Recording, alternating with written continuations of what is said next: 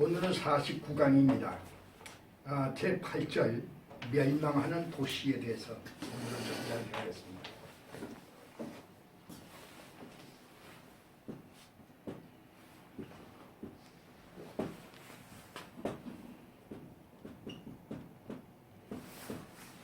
멸망하는 도성에 대해서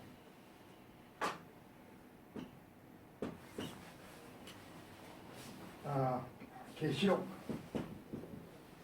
18장 4에서 봅니다. 계시록 18장 4에서 보겠습니다. 또 내가 들으니 하늘로서 다른 음성이 나서 가로되 내 백성이 거기서 나와 그와 그의 죄에 참여하지 말고 그의 받을 재앙을 받지 말라. 이 본절의 말씀은 에레미야 선지자가 에레미야 50장 8절에서 너희는 바벨론 가운데서 도망하라 갈대아인의 땅에서 나오라 한 선언한 그 말씀을 상기하게 하시는 그런 말씀이 됩니다. 그러니까 거기서 나오라 이 말씀은 엑셀다데라고 하는데 이것은 그 단호한 명령의 말씀이 됩니다. 그래서 성경에서 하나님이 구속 사역을 통하여 자신의 그 백성을 구원하시는 것을 나타내시는 그런 말씀입니다. 하나님은 그 속죄받은 자신의 그 백성들에게 큰 성 바벨론의 그 죄악과 음행과 부패한 그 생활에 젖지 말고 빠져나와 하나님의 택하심을 입은 자로서의 합당한 삶을 살도록 그렇게 명령하시는 것입니다. 이 계시록 18장 5절에 그 죄는 하늘에 사무쳤으며 하나님은 그의 불의한 일을 기억하신지라 그렇게 말씀했는데 여기서 그 하늘에 사무쳤다 이 사무쳤다 에케레데산인데 이것은 그 하늘까지 그 죄가 도달했다 그러한 의미가 됩니다. 우리가 그 보통 이야기하기를 그 네 죄를 하늘이 아신다 뭐 이런 얘기를 하게 되죠. 바로 그러한 뜻의 말씀이 되는 것이죠. 그 계시록 18장 6절에 그의 행위대로 각죄를 갚아주고 그랬어요. 하나님은 이 엄히 저들의 죄를 이제 심판하실 것을 경고하시는 그러한 말씀이 되겠습니다. 여기서 그 나오라고 부르시는 것은 그의 백성을 위해서 이 떠날 것을 그 열어놓으셨다고 하는 그런 의미가 됩니다. 하나님은 이스라엘 민족을 애굽에서 구출하여 나오라고 하시는 그 말씀은 애굽 사람들에게 이제 이 저들을 시내산 밑에서 하나님의 백성으로 정식으로 삼으시고 그리고 저들을 이제 젖과 꿀이 흐르는 가나안 땅으로 저들을 인도하시는 그러한 내용의 말씀이 되는 것이죠.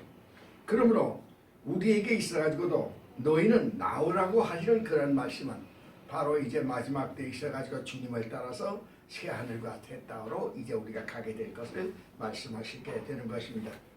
여기서 그 바벨론에서 나오고 이렇게 부르시는 이사야의 그 예언의 말씀은 이사야서에서 그 처음 있었고 또 모두 그 성경에서 7번 있게 되는데 그렇기 때문에 이 하나님께서 자기 백성을 부르시는 7중 소명으로 그렇게 얘기가 되는 것이죠.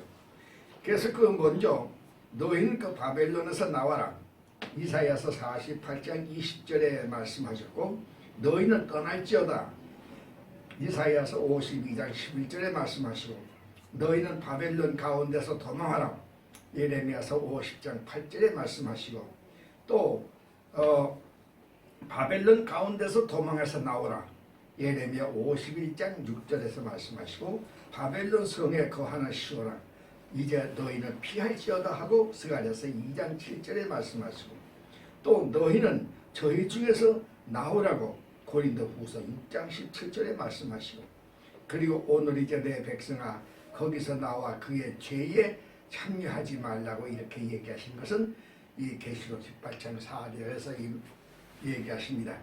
이와 같이 일곱 번 그 이 만수죠. 그래서 일곱 번을 이제 이와 같이 하나님께서 우리에게 간절하게 너희는 떠날 것을, 너희는 나올 것을 이와 같이 말씀하고 계시는 이 7종 소명의 이 말씀에 우리 성도들은 순종하여 우리는 이 악한 바벨론에서부터 나와야 할 것입니다. 이 계시록 18장 7절에 우리가 보겠습니다. 그가 어떻게 자기를 영화롭게 하며 사치하였든지 그만큼 고난과 애통으로 갚아주라. 그가 마음에 말하기를 여왕으로 앉은 자여 과부가 아니라 결단코 애통을 당하지 아니하리라 하니, 이러한 그 이야기에 대해서 이제 야고보는 야고보서 5장 1절에 들으라 부자들아 너희에게 이 말 고생을 인하여 울고 통곡하리라고 이렇게 예언하여 말씀하시는 것을 우리가 보게 됩니다. 상업주의 그 바벨론 도성은 갑작스러운 타격으로 인하여 이제 그의 영광을 누리던 여왕의 자리에서 일시간에 멸망을 받게 되는 것을 우리가 이제 보게 되는 것입니다.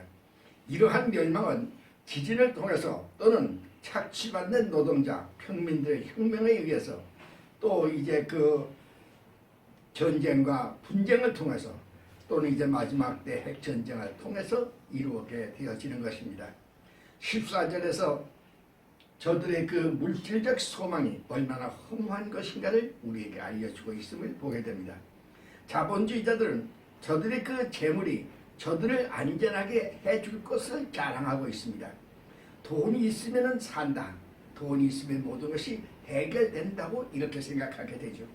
그러나 에덴 동산에서 너희가 죽지 아니하리라고 말하던 사단의 그 거짓된 약속을 우리가 상기해야 할 것입니다. 우리가 그 계시록 18장 8절에 그러므로 하루 동안에 그 재앙들이 이르리니 그 사망과 애통과 흉년이라 그가 또한 불에 살라시리니 그를 심판하신 주 하나님은 강하신 자이심이니라 이렇게 말씀하고 계심을 보게 됩니다. 하루 동안에, 여기 하루 동안이라고 하는 것은 짧은 기간을 의미하는 것입니다. 하루 동안에 하나님의 심판은 순식간으로 이루어지는 것을 우리가 이제 알아야 하는 것입니다. 지난번에 강남 지역에 그 25평의 아파트가 이 10억이 넘는다고 그래요. 이제 아는 그 미국의 이제 그 친구하고 이제 이야기하는 가운데 이제 그 얘기를 했어요. 그랬더니 그 친구가 하는 얘기가 이거 한국 사람들은 좀 이상하다고 말이죠. 그게 뭐가 이상하냐 그러니까 아니 한국은 지금 전쟁하는 나라가 아니냐 그렇게 얘기. 그래요. 우리 한국은 지금 현재가 이 휴전 가운데 있는 나라입니다. 그러니까 그 전쟁 가운데 있어요. 이 전쟁 중에 있는 나라입니다. 아직 전쟁이 끝나지 않았어요. 정전이 아니라 휴전입니다.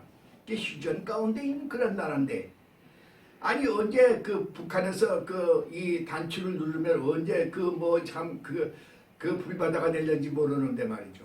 또 그렇게까지 되지 않는다 할지라도 이 전기가 끊어지고 수도가 끊어진다고만 한다면 그러면 그 10층, 20층, 30층짜리에 그 10억짜리 그 집이 뭐가 되겠습니까? 그게 하루아침에 그건 뭐 이 몇 날 몇 달 걸리는 게 아니에요. 하룻밤 사이에 하나의 휴식 조각이 되고 마는 거죠. 그러니까 그 미국 그 친구가 하는 얘기가 아니 한국 사람은 도대체 자기는 이해를 못하겠다. 10억씩 주고 뭐 때문에 그 아파트에서 사느냐 이제 그런 얘기를 해요. 하루 저녁입니다. 우리가 그 계시록 18장 9절을 보겠습니다. 그와 함께 음행하고 사치하던 땅의 왕들이 그 불붙는 연기를 보고 위하여 울고 가슴을 치며 그렇게 얘기를 합니다. 이 상업적인 그 도성인 바벨론의 그 멸망에 대한 애국의 그 장면을 여기서 우리가 보게 됩니다. 땅의 왕들, 그 정경유착을 통해 가지고서 이 그 부를 누리던 사치를 누리던 그러한 정치 지도자들이 애국하는 모습을 우리가 보게 되는 것이죠. 또 상인들의 애국을 보게 됩니다. 여기에서 나오는 그 배라고 한 것은 이 공장이나 기업체를 의미하는 것이고 그리고 선장은 자본주를 의미하는 것이고 그리고 선원들은 노동자를 의미하는 것입니다. 저들이 모두가 다 애국하게 되는 것을 우리가 보게 되는데, 이들의 그 애국은 회개의 눈물이 아닙니다. 저들의 그 권력과 재물의 상실에서 오는 슬픔이며 이기적인 것의 그 상실에서 오는 슬픔인 것을 우리가 이제 알게 되는 것이죠. 우리가 이제 제9절 악한 자의 추수를 우리가 보겠습니다.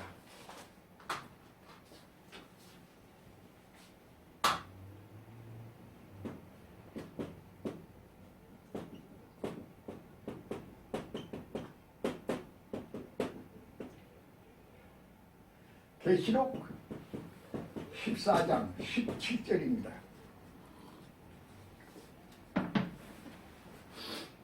계시록 14장 17절을 보겠습니다.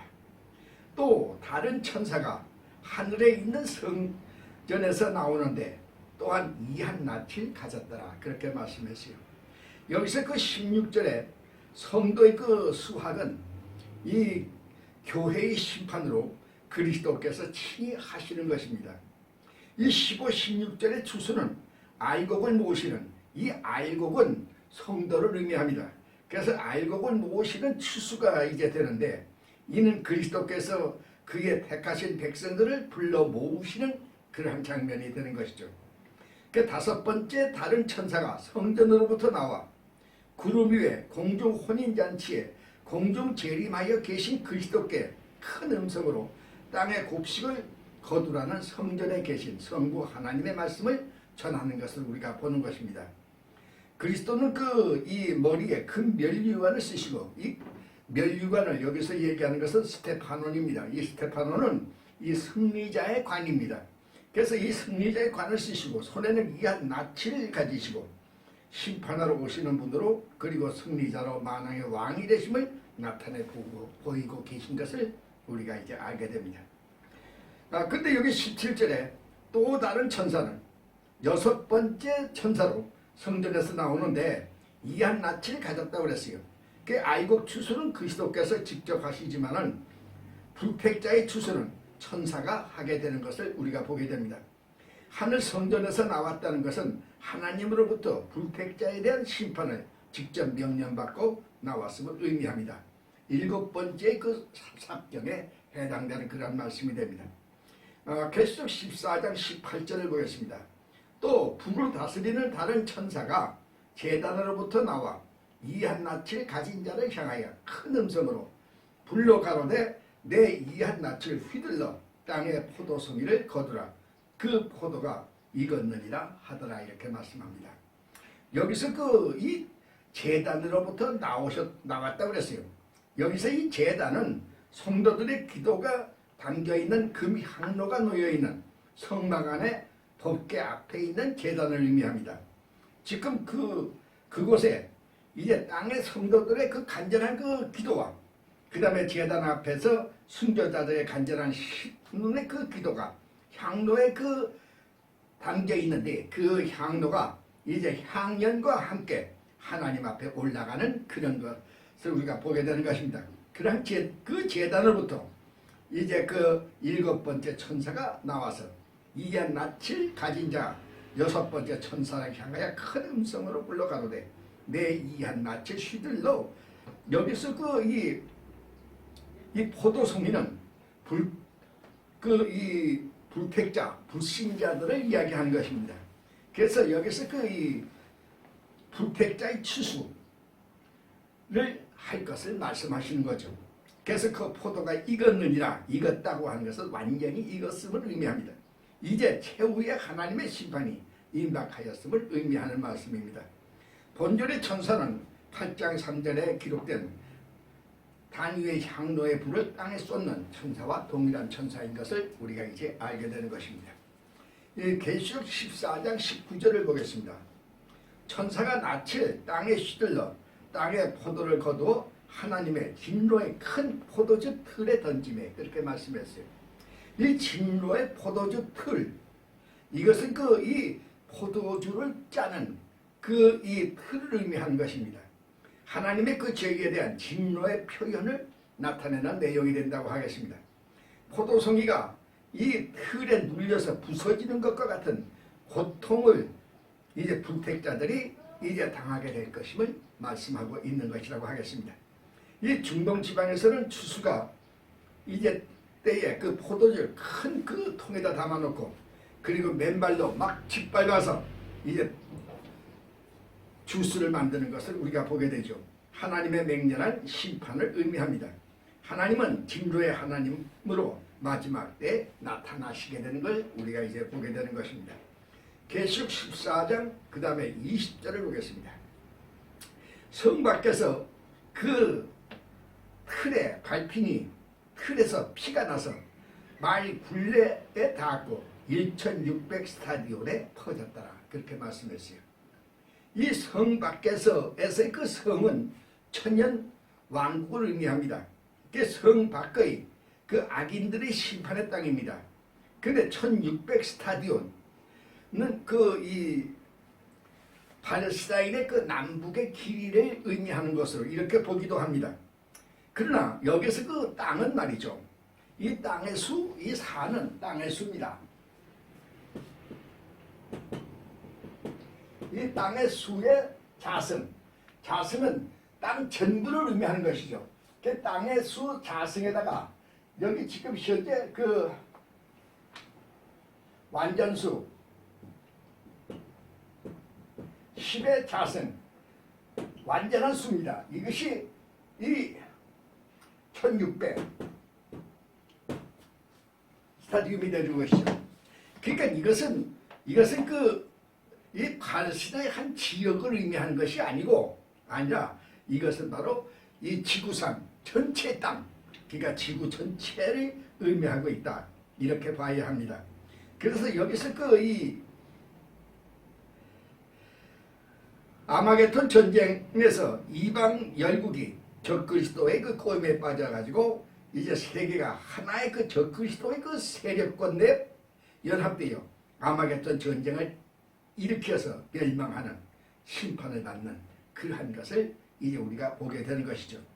이는 바로 마태복음 24장에 이 땅에서의 마지막 환난의 때가 되고 마태복음 25장에 기록된 열국 심판의 때임을 우리가 이제 알게 되는 것입니다. 이 아마겟돈 팔레스타인의 그 북쪽에 있고 여호사밧 골짜기는 남쪽에 있습니다. 이 전쟁에 관하여서는 계시록 19장에서 자세히 다시 연구될 것입니다. 이 말 굴레는 말 안장 옆구리에 그 발 놓는 자리를 의미합니다. 그 위경에서도 나오는 표현으로 에스더스 하 15장 37절에 나오는데 악인에 당할 극심한 고통을 의미한다고 하겠습니다. 이 말 굴레까지 피가 잠겼다는 것은 피바다가 되었다는 표현입니다. 실제로 아마겟돈 전쟁은 그 지역뿐만 아니라 지구상의 많은 지역에서 전쟁과 분쟁으로 동시에 하나님의 그 심판을 받게 되어 전 인류가 멸망하는 그러한 것을 표현하고 있다고 이렇게 우리가 봐야 하겠습니다. 현재도 아프리카와 그 중동 지역 여러 나라에서 이제 그 분쟁과 전쟁으로 인해서 많은 사람들이 그 죽음의 고통을 당하고 있는데, 그런데 여기서 그 참으로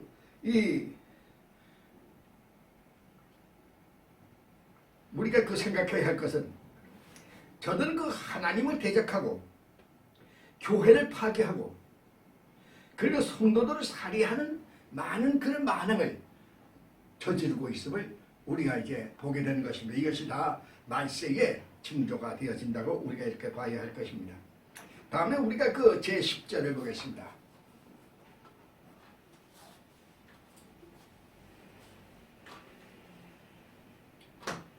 제10절에서 사탄의 정체입니다.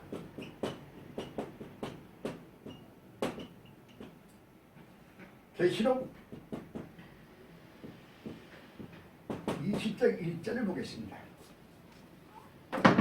우리가 이제 사탄이 누구냐 하는 것을 우리가 분명히 알아야 되겠어요. 그래서 20장 1절에 또 내가 봄에 천사가 무적행 열시아와 큰 쇠사슬을 그 손에 가지고 하늘로서 내려와서 20장 2절입니다. 용을 잡으니 곧 옛 뱀이요 마귀요 사탄이라 잡아 1000년 동안 결박하여 이제 가둔다고 이렇게 말씀했어요. 우리가 이 창세기 3장 14절에 보게 되면 여호와 하나님이 뱀에게 이르시되 내가 이렇게 하였으니 내가 모든 육축과 들의 모든 짐승보다 더욱 저주를 받아 배로 다니고 종신토록 흙을 먹고 지내리라 이렇게 말씀했어요. 이 뱀은 하나님으로부터 저주를 받아 지금 이 흙을 먹고 너는 살 것이다 그러는데 이 실제로 이 뱀은 흙을 먹지 않습니다. 여기서 그 흙은 인간을 의미하는 것입니다. 인간은 하나님께서 흙으로 만드시고 그 코에 생기를 불어넣으심으로 생명이 되게 하셨어요. 그러나 인간은 사탄의 그 순종하고 하나님께 죄를 지음으로 하나님의 생명이 상실되었습니다. 그래서 육신이 흙만 남게 되었으므로 사탄의 먹이가 되어 일생을 사탄의 종이 될 것을 말씀하고 계신 것이라고 하겠습니다. 사탄은 본래가 거짓말장이요 악의가 가득한 자로 하나님이 선하게 창조하신 그 인간을 자신의 본성으로 악하게 만들어서 하나님을 대적하게 만드는 그러한 자가 되고 있는 것입니다. 요한 2서 1장 7절을 보시기 바랍니다.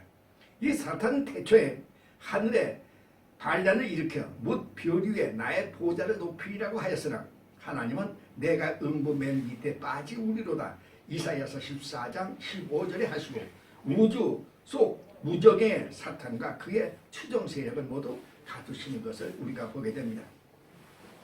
그 우주 속에 하나님의 그 작정하심에 따라서 태양계를 창조하시고 지구 위에 에덴을 창설하시고 인간을 창조하셔서 그것에 살게 하셨습니다. 사탄은 그 우주 속에 거하게 되므로 자연스럽게 에덴 동산에 침입하여 인간을 유혹하게 되고 그 후 에덴에 쫓겨난 범죄한 인간의 지배자가 되어진 것을 우리가 보게 됩니다. 드디어 7년 대환란 끝에 계시록 20장 2절에 용을 잡으니 계시록 20장 3에서 끝없이 깊은 구덩이 무저갱 속에 1000년간 감금한다고 그렇게 말씀하고 있는 것이죠.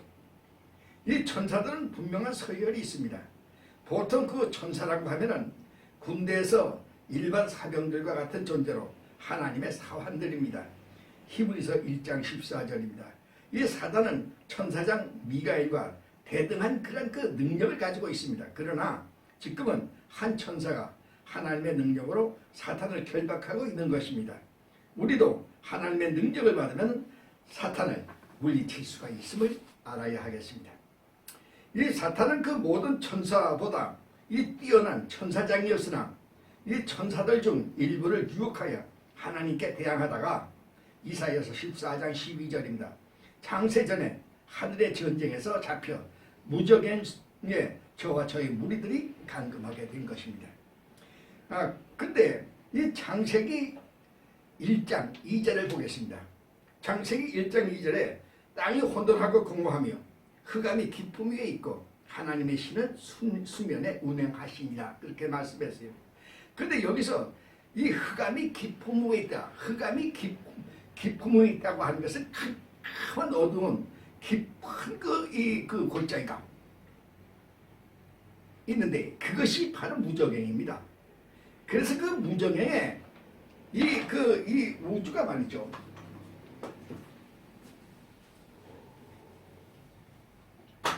원래 이 우주라고 하는 것이 이 우주라고 한다면 말이죠. 이 우주가 이게 전부 무저갱이에요, 사실은. 이게 캄캄하고 한없이 이 깊음 위에 있는 것입니다. 근데 그 우주 이 무저갱 가운데서 한 부분을 하나님께서 한 부분의 무저갱을 이와 같이 정하셨어요. 작정하셨습니다. 만세전에 이렇게 작정하셨어요. 그래서 작정하시고 여기에다가 이 사탄을 여기다가 가두신 거죠. 그러니까 이 창세전에 창세기 이전입니다. 창세기 이전에 이제 이 무저갱에다가 사탄을 가두셨어요. 그리고 이 그 무저갱의 이 주위를 여기서 보니까 창세기 1장 3절에 하나님이 가라사대 1장 2절에 그 땅이 혼돈하고 공허하며 흑암이 깊은 위에 있고 하나님의 신은 수면 위에 운행하시니라 그랬어요. 여기서 하나님의 신이라고 그랬죠.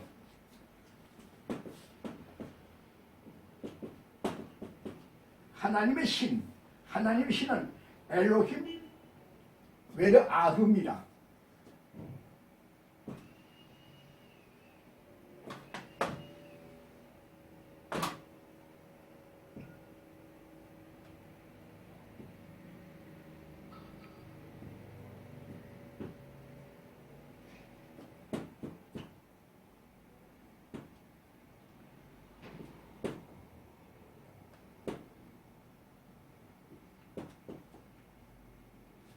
엘로힘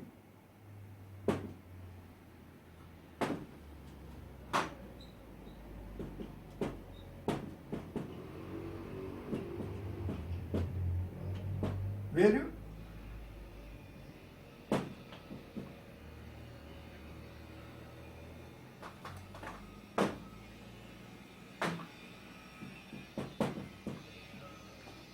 이 엘로힘 외르 아흐는 성령이에요.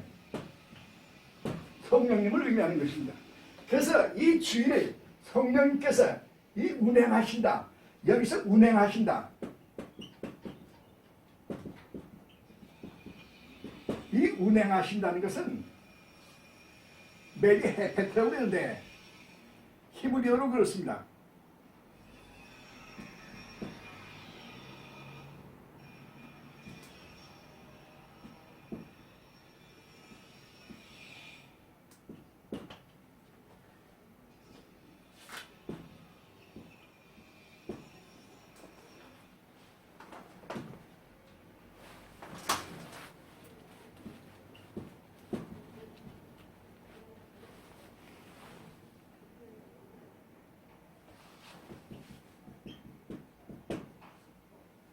메라 헤페트라고 그러는데 이것은요, 이 암탉이 그 이 병아리를 그 가슴에 품고 있는 그런 모습입니다.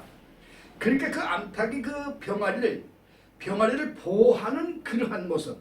그러니까 성령께서 하나님께서 작정하신 이 지역을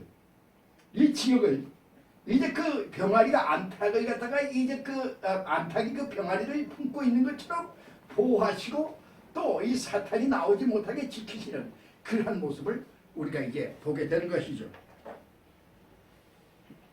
근데 여기에 하나님께서 창세기 1장 3절에 빛이 있으라 해서 빛이 있으라, 여기 빛이 있으라 그랬어요. 그 빛이 있으라, 이 빛이 그리스도를 의미하는 것이죠. 근데 이 빛이 있으라 그리스도를 통해서 바로 뭐가 됐어요? 이것이 창조가 되는 거죠. 여기 해가 만들어져요. 해가 만들어지고 여기 지구가 만들어지고 여기 달이 만들어지고 그 다음에 토성이 만들어지고 그 다음에 목성이 만들어지고 여기서 하나의 태양계가 완전히 만들어지게 되고 그 다음에 지구가 만들고 지구 위에 에덴 동산을 하나님께서 이제 창설하시고 에덴 동산에 인간을 창조하셔서 에덴 동산에 살도록 그렇게 하시는 것을 우리가 이제 창세기에서 우리가 이제 보게 되는 것입니다. 근데 여기서 원래 여기 들어와 있던 사탄이 여기 있던 그 사탄이 이 영물이기 때문에 이제 여기에서 그 이 공중에 그 이제 그 권세 잡은 자가 돼가지고 있는데 여기서 공중에 권세 잡은 자가 되어 있으면서 에덴 동산에 들어오게 됩니다. 자유롭게. 그래서 우리가 창세기를 보면요, 에덴 동산에 그 아름다운 그 에덴 동산에 하나님께서 창조하신 아름다운 그 에덴 동산에 말이죠. 아니 어떻게 사탄이가 거기 벼랑간에 나타나느냐?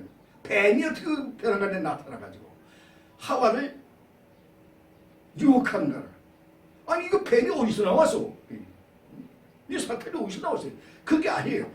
사탄이 여기 있었기 때문에 사탄이 자연스럽게 나온 거예요. 그래서 여기서 그 사탄이 이제 그 나와서 이제 그 이 하와를 유혹하여 그리고 아담이 이제 범죄하게 되는 것을 우리가 보게 되는 것입니다. 근데 이 하나님께서 아담에게요, 이 우주를 창조하시고 이 우주 안에 있는 모든 것들을 전부를 지배할 수 있는 권한을, 그러니까 이 우주의 임금의 자리를 아담에게 주셨어요. 근데 아담에게 주셨는데 아담이 사탄에게 순종함을 통해서 사탄이 주인이 된 거라. 그래서 사탄이 이 세상에 임금이 되어진 겁니다. 그리고 이 아담은 범죄하여 저를 하나님으로부터 에덴 동산에서 쫓겨나고, 에덴에서 쫓겨나서 뱀의 이제 노예가, 다시 말해 사탄의 노예로서 살 수밖에 없는 그러한 인간이 되어졌음을 우리가 보게 되는 것이죠. 근데 이 마지막 때에 사탄은 천사장 미가엘과 싸워 이 공중에서 쫓겨난다. 지난 시간에 배웠죠. 종중에서 쫓겨나요. 그것은 왜? 이 공중에 그리스도께서 재림하시기 때문에, 공중 재림하시기 때문에 공중에서 그 자리 잡고 있던 사탄과 그 족속들 전부 다 내쫓아버렸대. 이것이 이 계시록에 이제 나오는 말씀이 되는 거죠. 계시록 12장에 나오는. 그래서 여기서 이 사탄이 쫓겨나가지고 이 땅으로 쫓겨나서 이 사탄은 이제 자기의 그 분신이 이제 적그리스도에게 자신의 모든 권한을 갖다 그에게 주어서 저로 하여금 이 땅에서 저를 통해서 이제 모든 인간들로부터 이제 경배를 갖는 그러한 것을 우리가 이제 마지막 때 우리가 이제 보게 되는 것이는 것입니다. 이것이 계시록 13장에서 여러분들이 보게 될 것입니다. 우리가 계시록 20장 3절을 보겠습니다.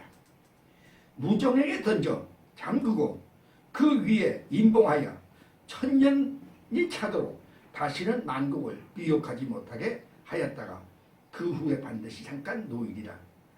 그 용을 잡으니 곧 옛뱀이요 마귀요 사탄이다. 그래서 이 사탄은 2000년 동안 이제 결박하여 이제 이 무적행 속에, 그러니까 여기 이 무적행이 아니고 여기 이 전체가 무적행이에요. 그러니까 여기 한 부분의 무적행에 다시 가두는 것이에요, 하나님께서. 그래서 이제 이 저를 가두는 1000년 동안 이제 가두시게 된다. 근데 여기서 한 천사, 그런데 여기서 한 천사, 이 앙겔로는, 이 천사는 음부의 열쇠를 가지고 있다고 그랬어요. 그러니까 학자들이 이해가지고는 음부의 열쇠를 가지고 계신 분은 그리스도시대. 그래서 바로 이 사탄을 결박하는 분은 바로 이제 그리스도시다. 이렇게 학자들 가운데 이와 같이 얘기하고 있습니다. 그래서 그 후 사탄은 결박당하여 무적영 속 1000년간에 있다가 저는 이제 1000년 후에 저는 이제 도망쳐 나와서 곡과 마곡의 전쟁을 일으키고 그 후 다시 잡혀서 불못에 영원히 들어가게 되어지는 것입니다. 이때 구원받은 성도들은 하나님의 아들 예수에 너희 있을 곳을 예배하러 가신다고 하신 그 말씀대로, 그 약속대로, 약속의 땅, 새 하늘과 새 땅으로 이제 가게 될 것입니다. 그러니까 여기까지죠. 그러니까 이 성경은요, 창세로부터 시작해서, 그러니까 이 우주를 하나님께서 만드시는 것으로 시작해서 이 우주가 깨져 없어지는 데까지예요. 그 후에 가는 곳이 뭐예요? 새 하늘과 새 땅입니다. 그 새 하늘 새 땅은 어떤 곳이냐? 그건 모르죠.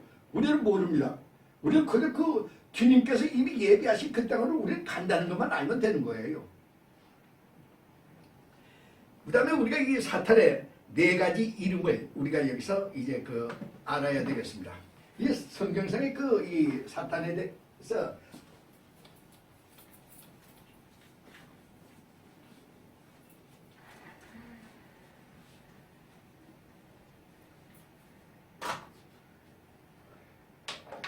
사탄의 4가지 이름이 있습니다.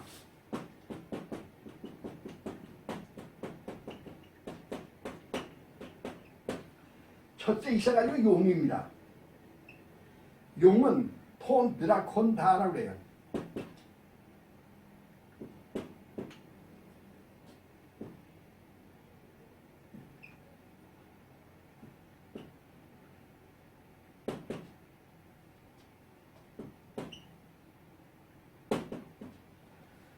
이 용은 톤,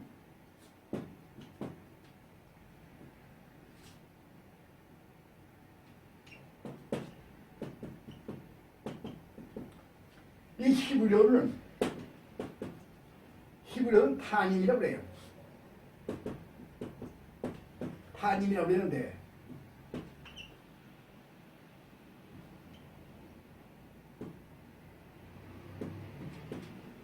이 히브리어는 타님이라고 해요. 이것은 그 괴물이라는 뜻입니다. 괴물. 괴물이라는 뜻이에요. 그래서 이 더럽고 불결하고 거짓된 그러한 것이라는 얘기죠. 그 다음에 두 번째가 옛뱀입니다. 이 옛뱀은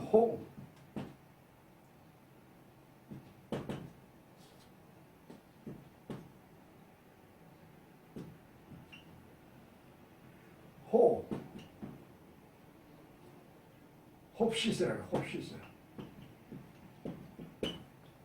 이 옛뱀은 이것은 계시록 12장 9절. 그 다음에 이 옛뱀은 고후 고린도후서 11장 14. 그 옛뱀은 에덴 동산에서 이 하와를 유혹한 자가 옛뱀이죠. 그 다음에 세 번째 마귀라고 합니다. 이 마귀가 디아볼로스라고 해요.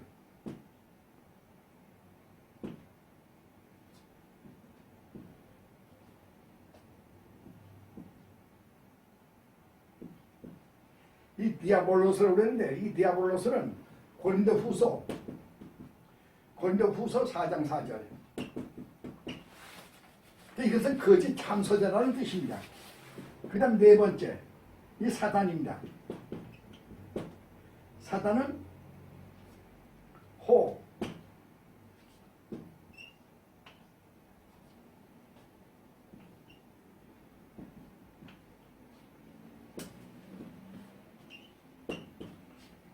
사타나스라고 그래요. 이것은 계시록 20장 10절. 이것은 악마요. 그 다음에 하나님의 원수를 말합니다. 그래서 사탄은 이와 같이 네 가지 이름이 있어요. 용, 톤, 드라콘타, 옛뱀, 홉시스, 마귀, 디아볼로스, 그 다음에 사단, 사타나스라고. 그 다음에 계시록 1장 18절을 보겠습니다. 계시록 1장 18절입니다. 곧 산자라 내가 전에 죽었노라 볼지어다 이제 세세토록 살아있어 사망과 음부의 열쇠를 가졌노라. 그렇게 말씀합니다. 이 사탄의 멸망은 그리스도의 십자가의 죽으심에 의한 것입니다. 그래서 우리가 누가 그래요? 예수가 왜 십자가에 죽어야 합니까? 이렇게 물어보죠. 이 예수님께서 그 죽으심을 통해서만이 이제 이와 같이 이 죽으시고 그 다음에 부활하심으로 사망과 음부의 열쇠를 갖게 되시기 때문입니다. 히브리서 2장 14절입니다. 저 그리스도와 그 거짓 선지자와 그의 추종자들은 불못에 들어가고 사탄은 무적행에 1000년간 이제 감금하게 될 것이죠. 그럼 그 하나님이 마지막 때 사탄을 벌하시는 세 단계가 있습니다. 이 첫 번째 단계는 사탄이 땅으로 내어 쫓기는 것입니다. 계시록 12장 9절에 그 다음에 사탄을 무적행에 가두는 것입니다. 2절에 그렇습니다. 그 다음에 이 마지막은 사탄을 불못에 던져는 단계가 되겠죠. 10절입니다. 그 다음에 계시록 20장 우리가 7절에 보겠습니다. 천년이 참에 사탄이 그 옥에서 놓여 이렇게 말합니다. 천년이 차도록 감금되었던 그 사탄은 잠깐 노임을 받게 되는데 옥에서 나온 사탄은 곡과 마곡을 유혹하여 전쟁을 일으키는 것을 우리가 이제 20장 계시록입니다. 20장 8절에서 보게 됩니다. 20장 8절이죠. 나와서 땅의 그 사방 백성 곧 곡과 마곡을 미혹하고 모아 싸움을 이제 붙이리니 그 수가 바다 모래와 같으리라 이렇게 말씀했어요. 여기서 그 미혹하고 하는데 포라네시아는 이것은 그 안전한 곳을 그 탈출해서 방황한다는 뜻을 가지고 있어요. 그러니까 그건 그렇게 이해하시기 바랍니다. 그 다음에 그 아마게돈 전쟁으로 죽어 음부에 들어간 그 곡과 마곡의 그 무리들, 이 곡과 마곡의 무리들은 하나님을 대적한 열방의 그 무리들을 의미합니다. 시편 2장을 보시기 바랍니다. 이 사탄의 그 유혹으로 탈출하여 사탄의 그 군사가 되어서 천년 왕국을 공격합니다. 그 사탄은 음부를 탈출한 악한 자들과 함께 이 바다의 모래와 같이 많은 수가 되어서 성도의 지인을 이제 공격하게 되는데, 이 성도의 지인이라고 여기서 얘기하시는 것은 이스라엘의 그 광야 시대의 그 장막을 의미합니다. 그러나 여기서는 이 천년 왕국의 도성을 의미한다고 하겠습니다. 그래서 하나님의 도성인 천년 왕국을 공격하는 것이죠.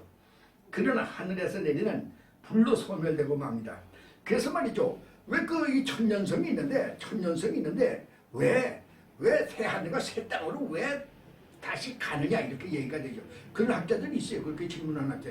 근데 그것은 그 몰라서 그래요. 왜냐면 여기서 이 곡과 마곡에서 이 사탄이 이 천년성을 공격합니다. 그래서 그렇기 때문에 천년성은 이제 그 더럽혀졌어요. 그렇기 때문에 이 천년성에 더 이상 있을 수 없는 것이죠. 그렇기 때문에 주님께서 이 예비하신, 이미 내가 이 예비하신다고 얘기하신 그 예비하신 새하늘과 새 땅을 이제 마지막에 곡과 마곡 그 싸움 후에 저들을 여기서 보니까 이 적과 마곡에 여기 나오는 그 무리들을 전부 다 불로 태워 죽여버린다고 그랬어요. 아주 불로 살라서 없어져 버리는 거예요. 이건 없애버렸어요. 그리고 여기서 이 사탄을 잡아서 이제 불과 유황불 속에 이제 들어가게 되는데, 이제 저는 바로 적그리스도와 그 다음에 거짓 선지자들이 있는 그 불못에 함께 거기서 들어가게 되는 것이죠. 그리고 이 성도들은 새하늘과 새 땅으로 주님을 따라 가게 되는 그런 영광된 그런 몸이 되어짐을 우리가 알아야 됩니다. 얼마나 감사한 일입니까? 감격하시는 귀한 시간 되시기 바랍니다. 오늘 여기까지 하겠습니다.